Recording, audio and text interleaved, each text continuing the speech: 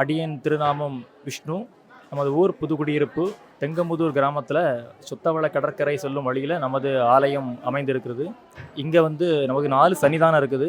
விநாயக பெருமான், முருகர், அம்பாள் பத்ரேஸ்வரி, அப்புறம் இடும்பாயுத பெருமான் இருக்காங்க. இங்கே சுவாமி மூலவர் பாலமுருகன் எழுந்தருள் பாலிக்கிறாரு.